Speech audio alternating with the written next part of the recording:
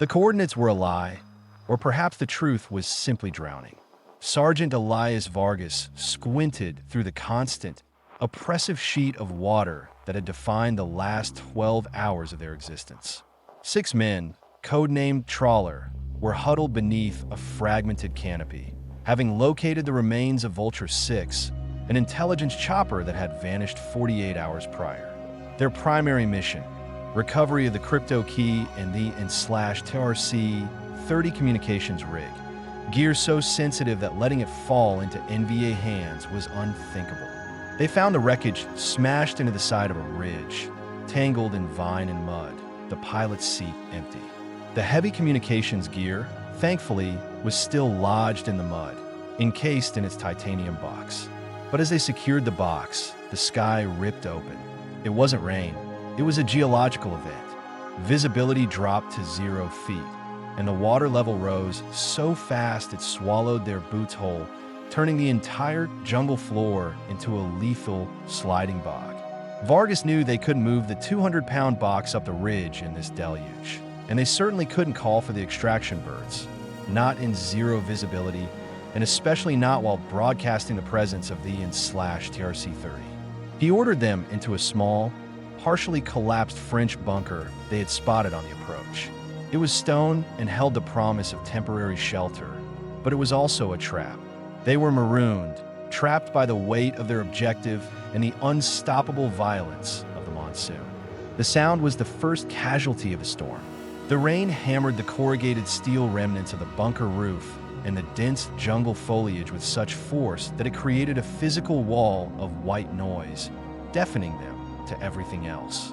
This wasn't protection, it was sensory deprivation. Vargas set the time limit, 72 hours. If the rain didn't abate, they would attempt the grueling, blind extraction anyway, risking ambush and drowning. The first 12 hours were pure shock, the sheer volume of water washing away all sense of orientation, time, and safety. Inside the dark, dank bunker, pressed shoulder to shoulder, the men could only communicate by shouting directly into each other's ears, yet the NVA could have been hacking at the door with machetes, and they wouldn't have known the difference. 48 hours remained on Vargas's self-imposed clock, and the internal struggle had become exponentially more corrosive than the external flood. The bunker, a cramped space smelling of sulfur, wet canvas, and fear, was steadily transforming their mental state. Doc Hayes, the team medic, found himself obsessively watching the single trickle of water leaking through a crack in the stone wall, timing its drops, finding a rhythm that the chaotic rain outside obliterated. He noted, darkly, that the constant, deafening roar of the monsoon was worse than any sustained mortar barrage because it never paused, never allowed the mind to reset. It eliminated the possibility of threat assessment, replacing anxiety with pure, generalized paranoia. Vargas enforced stringent watch rotations, forcing men who had slept only in damp, fitful bursts to stare out at the gray void. The goal wasn't just security. It was combating the lethargy and mutual resentment that festered in close quarters during prolonged inactivity. PFC Ripley, the newest member, a kid who hadn't seen enough action yet to respect the waiting, started cleaning his M16 for the 5th time, his movements jerky and loud in the contained space. "Ease up, Ripley," Vargas barked, the sound of his own voice strangely muffled. "You scratch that barrel, you'll be carrying that gear out by yourself." Ripley just stared back, his eyes mirroring the confusion and nervous energy he couldn't dissipate. The duality was killing them. The rain was their savior, hiding their thermal signatures and muffling their presence. But it was also a psychological torture device, making them doubt every shadow, every fleeting sound that the white noise briefly swallowed. They were waiting for the jungle to reveal its hand, but the jungle was currently screaming too loud to speak. The constant auditory assault began to manifest physically, primarily through a phenomenon Doc Hayes dubbed phantom sounds. Because the external environment was pure, unrelenting noise, the brain began fabricating auditory input to fill the perceived void. In the middle of his 3-hour shift, Specialist Cruz swore he heard a sampan motor struggling up the flooded creek bed miles away. He woke Vargas immediately, his breath ragged. Vargas listened, straining until his ears ached, but heard only the water. Later, PFC Chun insisted he heard soft, rhythmic singing, a lullaby just beyond the bunker entrance. The tension became palpable, each man questioning the sanity of the others, and, terrifyingly, their own. Vargas knew this was the enemy they couldn't shoot, the psychological erosion of inaction. He ordered them to stop talking unless it was absolutely essential to the mission. The silence within the bunker, broken only by the slosh of standing water and the metallic clink of gear, became a secondary pressure. They were trapped between two extremes, the outer chaos and the inner vacuum. To distract them, Vargas made them disassemble and reassemble the communication package, wiping down the titanium case again and again, treating it like a fragile infant. The sheer weight of the object, the knowledge of the strategic importance it held, was the only thing grounding them. It wasn't just a box. It was the entire reason they were enduring this pressurized, waterlogged purgatory. They were soldiers whose entire profession revolved around movement, observation, and aggressive action. Yet they were reduced to 6 statues, simply waiting for gravity and the hydrologic cycle to grant them permission to survive. With 36 hours remaining, the vulnerability of their situation sharpened into a cutting edge. Vargas conducted a silent, visual patrol around the immediate bunker perimeter, wading waist-deep in the churned red mud and water. The jungle floor was unrecognizable. Erosion had uncovered roots and rocks that hadn't seen daylight in a century. This was the critical realization. If the rain was masking their approach, it was also erasing their tracks and confusing the enemy's pursuit. But the NVA would know the logical choke points, the clear ridge lines, and the importance of the Vulture-Six crash site. They were likely pinned down too, waiting out the storm, maintaining their discipline. This thought did not bring comfort. It suggested a massive, coordinated movement the moment the sky cleared. Back inside, the internal dynamic frayed further. Ripley, suffering from extreme anxiety and claustrophobia, accidentally dropped a fully loaded magazine onto the stone floor with a sharp, echoing clang dash. The sound, so sudden and alien in the constant hum, made 3 men immediately snap their rifles up, pointing them vaguely toward the entrance. Vargas didn't shout. He approached Ripley, took the magazine, and slapped the young soldier across the face, hard enough to sting but not injure. You control that goddamn fear, son. That sound is why we die. Not the rain, not the calm, the sound we make. The incident passed quickly, but the air remained thick with repressed violence. They were all on edge, wishing for the fight, praying for the storm to stop so they could either move or shoot. The waiting was turning professional soldiers into caged animals, their finely tuned instincts useless against the shapeless, endless threat of the monsoon. The core temptation lay encased in the titanium box beside Vargas's foot, the N/TRC-30. If they could just transmit a burst message, a single, encrypted ping confirming package retrieval and location, they could shave critical hours off the extraction window. Vargas found himself running through the code sequences in his head, the alphanumeric string a dizzying loop of temptation and consequence. The temptation was the lure of decisive action, the feeling of control. The consequence, however, was catastrophic. The NVA's signal intelligence capabilities were crude but effective. A high-power transmission like the TRC-30 signal would vector their location within minutes. And even if the skies cleared immediately after, the extraction chopper would fly straight into a hornet's nest. Waiting was the only strategic move left, yet it violated every instinct trained into them. Vargas looked at Doc Hayes, who was quietly sharpening a combat knife against a whetstone. Hayes looked up, sensing the leader's internal debate. "You light that thing up, Sarge," Hayes murmured, his voice barely audible over the rain. "And we become a beacon in the dark. Better to be deaf and blind than glowing." Hayes understood the deeper calculus. They were surviving by being insignificant, masked by environmental chaos.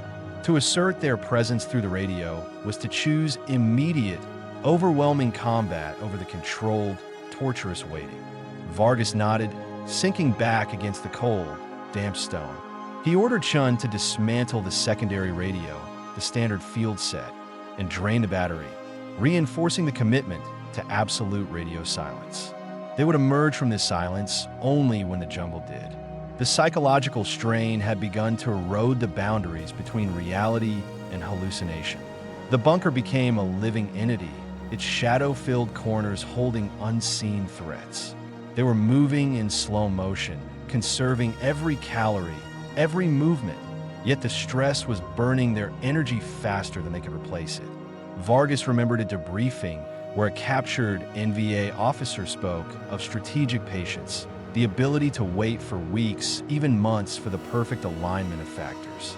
This 72-hour wait was a microcosm of that strategic patience, but the American psyche was not built for stillness.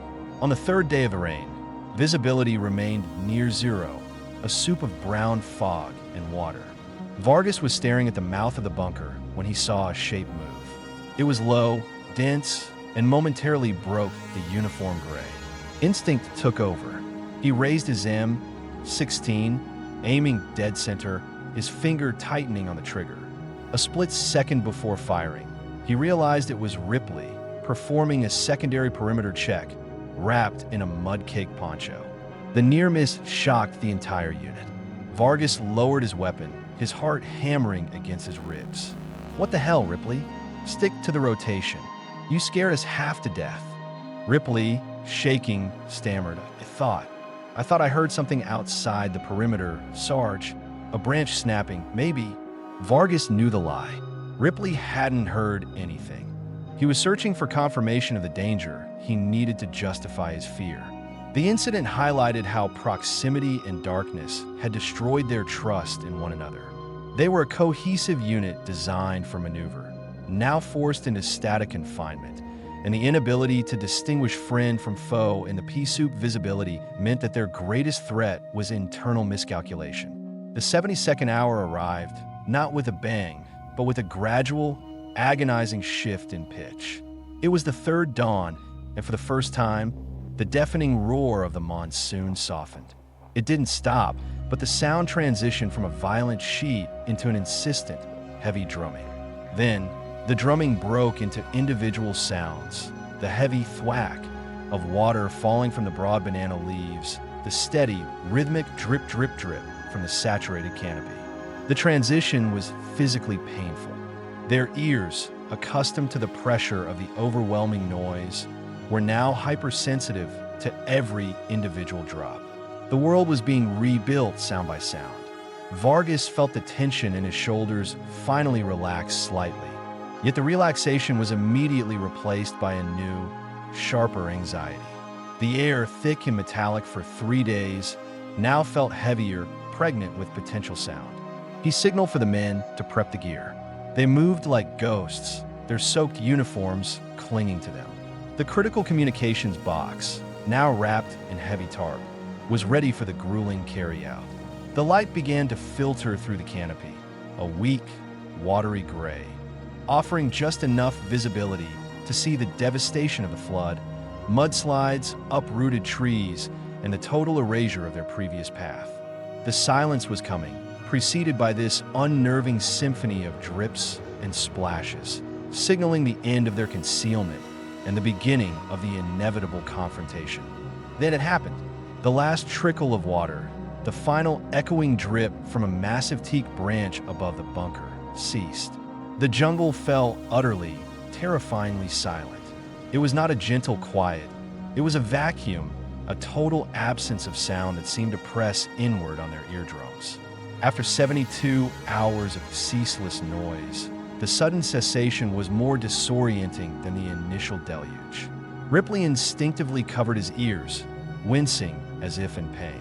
The air tasted stale, heavy. In the bunker, the men exchanged wide-eyed glances. The silence felt unnatural, almost supernatural. The jungle, now completely saturated, usually pulsed with the chirping of insects or the calls of birds, but nothing dared to break the stillness. Vargas realized the chilling implication. The animals, more attuned to the environment than humans, also knew the storm's imminent movement, predatory movement. The silence was not peaceful. It was a holding of breath.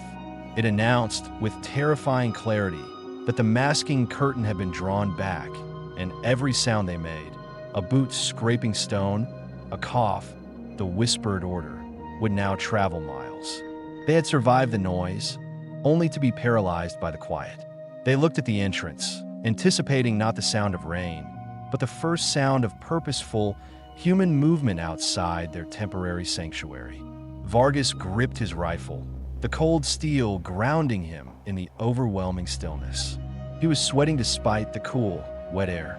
He slowly, agonizingly, raised a finger to his lips, emphasizing the need for absolute silence. The silence had lasted perhaps 5 minutes, the longest, most exposed minutes of their lives, when the jungle finally spoke. It wasn't the crashing of a branch or a loud shout. It was a faint, almost imperceptible sound, the careful, deliberate shifting of weight on saturated earth. Slush hiss dash. Then another, slightly closer. Slush hiss dash. It was the sound of soft-soled boots moving through the mud, a rhythmic, patient movement that confirmed the NVA had been waiting just as patiently for the weather to break.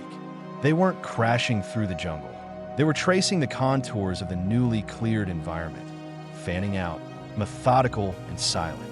Vargas instantly understood they were surrounded.